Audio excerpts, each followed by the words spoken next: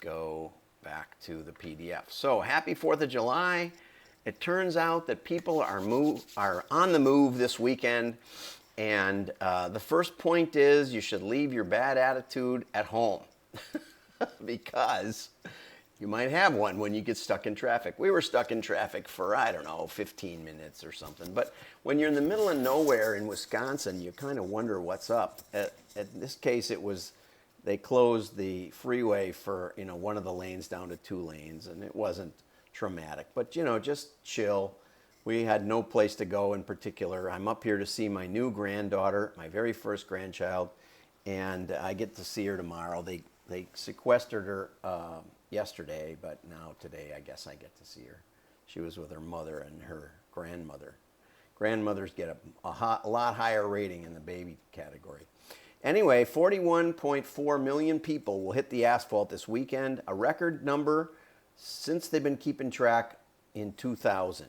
Okay, and most people like taking their cars along in spite of rising gas prices. I have to say, it was pushing, I did see it for more than $3 a gallon a couple weeks ago, but yesterday I filled up for $2.47 a gallon. I couldn't believe it. I thought it was a misprint or something. Good old Speedway, it was great. So we had a wonderful time. People are on the road, people are driving, the economy's booming, and everybody's having a great time. Facebook has decided to crack down on deceptive medical claims. Actually, what's really happening, the Wall Street Journal did a story saying that scientifically dubious and potentially harmful information about alternative cancer treatments sometimes gets viewed millions of times on Instagram and Facebook and YouTube. And but what's really happening is they're identifying phrases commonly used in exaggerated or misleading health claims. Now, the downside is, if you're writing a health column, Miglosh Marketing, Advantage Ed before that, has been producing a weekly health column for since the 1950s. So 60 years now, or 70 years. 70 years we've been producing a health column. What to do for poison ivy, what to do for sunburn, frostbite, that kind of stuff. Not anything. No health claims, and we're not selling anything. And guess what? Facebook blocked our little columns for independent pharmacies. A couple of years ago, they were cracking down on people selling unlicensed pharmaceuticals. So because we had the word pharmacy in several of our clients who were pharmacies in little towns in America, they just deleted their accounts, shut them down. Get your act together. This is the great part about not having human beings involved in this. Machines are so stupid. And Facebook for doing it, they're just looking for words, medical words, and blocking our posts saying you're making dubious claims about your health product. There is no health product. So much for that. Okay. A new term is coming to the fore, the Chief Growth Officer. When Johnson & Johnson's Chief Marketing Officer decided to call it quits, J&J restructured its business model, eliminating the CMO, and made a CGO. Okay? CMOs frequently have little agency at a company. They typically neither generate revenue nor have a P&L. So the CMO, it's a nice sounding title, but basically they're looking over the ad spend and trying to manipulate the front of the process. So now we've got this new term, the Chief Growth Officer, which is a hybrid role that's part marketing, part sales, part product, part tech, part consumer advocate, and it's designed to drive growth. And I can tell you, when you're charged with driving growth, you care about a lot of stuff. I have a connection on LinkedIn that's not a CGO, but he's a VP of growth or something. And they have an app, and he's dramatically increased the downloads of the app. But the challenge is that on any given day, the number of people on the app hasn't really moved. And that's partly because he doesn't have charge over the customer experience, the customer retention, most importantly.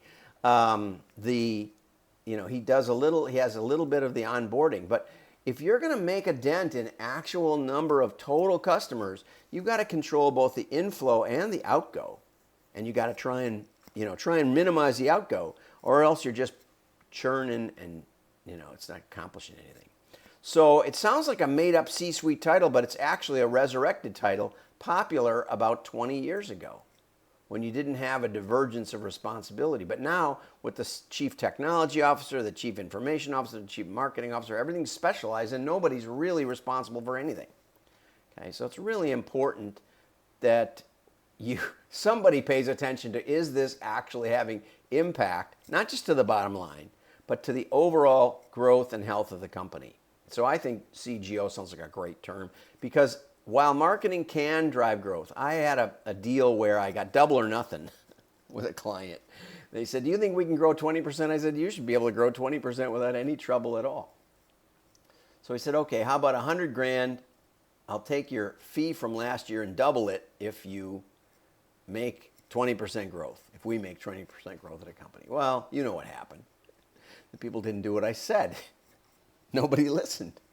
And that's probably why they'd been flat in growth for many, many years, and then they shrunk and canceled their catalog and basically became a B2B, which is fine, and probably making more money in the pocket of the owner, and he's having more fun traveling around the world talking to his dealers around the world. So, but the point is that growth requires influence and accountability, and organizations with a CGO at the top tend to have larger marketing budgets because growth is expensive.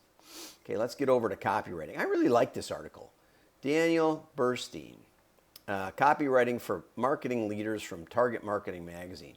Many marketing leaders didn't start their career on the creative side or even marketing at all. So I had a master's in philosophy. And when I got to marketing, one would think, being a wordsmith and a crafter of carefully constructed argument, one would think. Anyway, that's the way philosophers talk. And I had to just stop that at all. I had a little grammar checker that would look for passive voice and conditional or passive.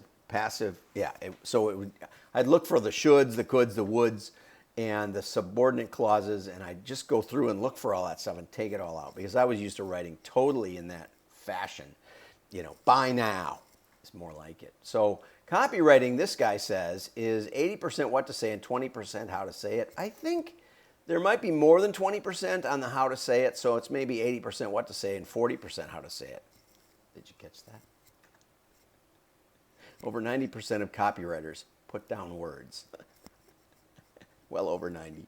Anyway, knowing how to say it is far from inconsequential. He admits that 132% response for a change in copy, but let's not quantify that. But knowing what to say is what's really important. And I was VP of marketing for a company that made imprinted merchandise, and it was really interesting because the copywriters would all come in and say, this shirt is all cotton, it's beautiful, you'll love it. You'll love it. That's what they would say. And I tried to explain to them, it's not you. It's not the person buying it may not even get a shirt. The person buying it is buying 100 shirts, and they're going to give them to their customers. And so it was more like, you'll drive growth because your customers will be like it. Or we had this philosophical point that if you had a nice, tangible object with your company name on it, you would reinforce the quality of your intangible service. Trying to get that stuff across. It was a little bit elliptical, and most copywriters didn't get it at all. So it is important to know what to say, and it's important to know what perspective and what voice you're in. Make sure the copywriter and your entire team understand your unifying vision, and that's what we were trying to get at. And eventually we did, but get a clear understanding of the value of your brand and who the customer is. Especially, we were in business to business, not consumer.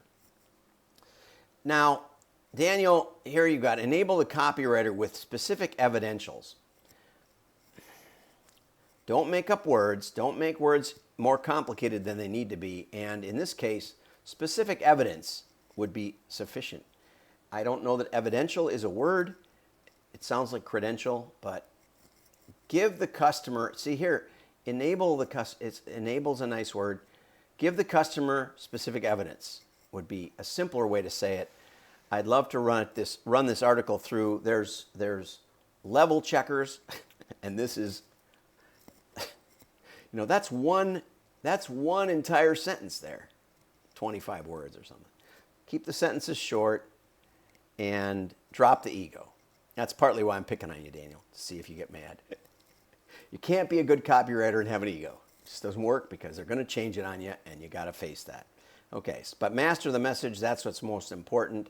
And have a great 4th. I'm John Miglosh. Likes are nice, but shares show you care. Have a great day. Bye-bye.